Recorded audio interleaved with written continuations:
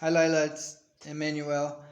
Today is July 23rd, and I want to do another video for you real quick. Um, just to tell you I think about you every day, and I love you, and I miss you. And I was just thinking about the cruelty of the world and how cruel somebody has to be to keep a father from their children. But I know I keep saying that stuff, so I'll try to move on. But I saw a movie the other day in Spanish. I try to learn Spanish by watching movies in Spanish and reading the subtitles. And it kind of really was fitting to my life because it was about a guy. He was a high school quarterback, and he had a scholarship to a major college. And the last play of his high school career, he scored the winning touchdown. They won the game, but he got his leg broken severely, and he had to get surgery on it, and he lost his scholarship, and his whole life changed.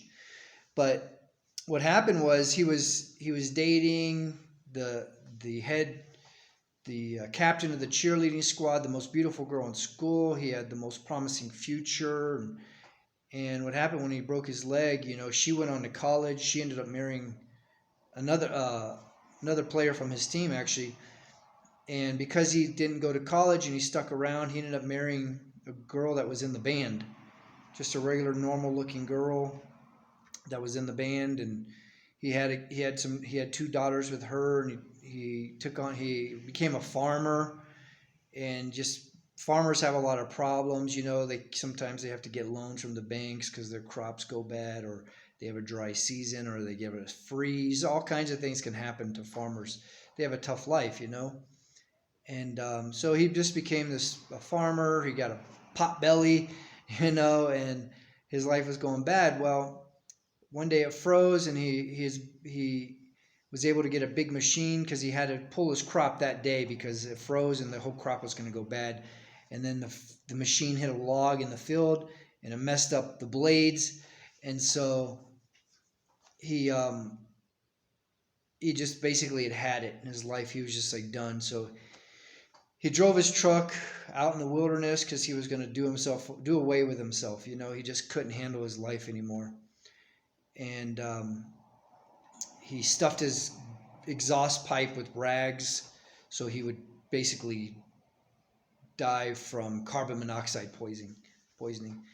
Well, in the process, he fell asleep because that's how this does it. You fall asleep, and he fell asleep, and he had a dream. And in this dream, he was back in high school, and he was healthy, and he was the high school quarterback. And now it's kind of like he got to do his life over again.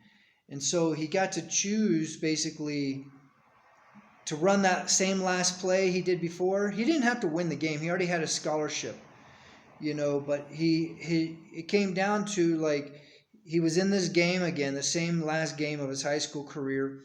This time he knew about his wife because her name was Macy, because he never even noticed her the first time around. When he was in high school, he never even noticed her. She was just some girl in the band.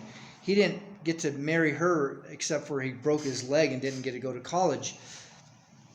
And so he knew her, and he saw her in the band, and she didn't really like him, right? Even though they became married later on in the future, she didn't really like him. And so he had to make this choice. Do I continue down the same path that I went through before to marry Macy and have our two daughters and become a farmer that kills himself, right?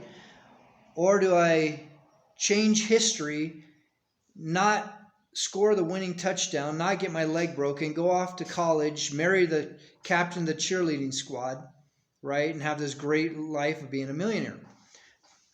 So he had to choose. And because Macy wouldn't give him the attention, because she didn't care about him, but he knew they were supposed to be together because he already married her. And so he was trying to get her attention and talking to her. She just kind of blew him off. Well, it came down to the last play of the game, and the coach gave him the choice. And so he called a different play. He called a different play so he wouldn't break his leg. Well, all of a sudden, something snapped into Macy's head, right? And she came running down to the end zone because she was in the band. The whole band lined up at the end zone, and she was looking and locked eyes with him. And when she did that, he realized that that's who he's supposed to be with for the rest of his life, right? And so he changed the play call. It's called an audible. He audibled the call, and he changed it to the same play that he ran 20 plus years ago that broke his leg, because he didn't want to change history. Even though he could have had a better life, he could have done things different, he didn't want to live life without her and his two daughters that he had. Even knowing the pain and the stress and all the anguish that was going to cause him by breaking his leg, he didn't want to change his life because he loved her and he loved his family. And I think about my life, and I think about the things I know now about how I'm being treated and how I was going to get left and abandoned by my wife and my sons and my stepdaughter and my father even. And you know, Lila, if I had an opportunity to go back and change it and do it over again, I wouldn't. I'd do it the same exact way, because if I changed it, that means I wouldn't have you. That means I wouldn't have Emmanuel. That means I wouldn't have Preston or Caleb. I wouldn't do a thing different, Lila. I took on being a father to a 2-year-old little girl named Andrea. And she was a mixed girl too. She had black skin, right? Which, when I did that, wasn't a very common thing to do. And everybody would look at us when we'd go out to restaurants, and it didn't make sense to people. But I did that, and I took on your mother as a wife, knowing her past and her baggage and her body count.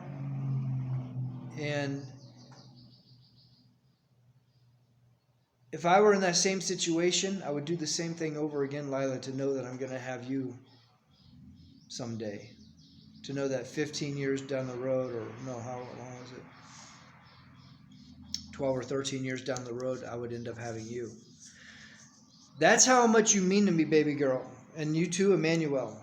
That's how much you guys mean to me. And I hope when you grow up, you don't hate me too. I hope when you grow up, you hug me and you love me and you call me and you talk to me. When you have the ability to reach out to me, and you finally do, if you do, I hope you don't believe the lies that have been put in your head. One of the 10 commandments is, the 9th commandment is to not bear false witness against someone else. And I've had a lot of people lie about me. I've heard the lies. I was told the lies by your grandpa. He told me the lies that were told to him. He didn't say they were lies. He thought they were the truth. I had to explain to him, no, I was not working at Burger King while I was in Texas. I did not have a job at Burger King. I was making a lot of money. I'm the one that paid off the house in Mexico. I'm the one that bought the Toyota. He was told that I was working at Burger King, and Jessica had to work 2 jobs to pay off the house in Mexico. He was told Jessica bought the Toyota. So there's been a lot of lies told about me, Lila, and I hope you bring everything to me and give me an opportunity to explain each and everything you've ever been told about me. That's all I ask. If you don't want to believe me, that's okay. But I ask that you bring it to me instead of believing something that you haven't brought to my attention. Bring it to my attention. Let me explain it. Okay? If I'm wrong, I promise you I'll tell you I'm wrong. I'll say, look, I did say that. Look, I did do that. I regret that. Okay? I will do that. I'll be honest with you. But I would not change anything, Lila. Knowing I have you. Knowing all the pain I'm going to go through. I'm in right now. Knowing I wasn't going to see you for how many years. It's already been 2.5. Will it be 5 years? Will it be 10 years? I don't know how long.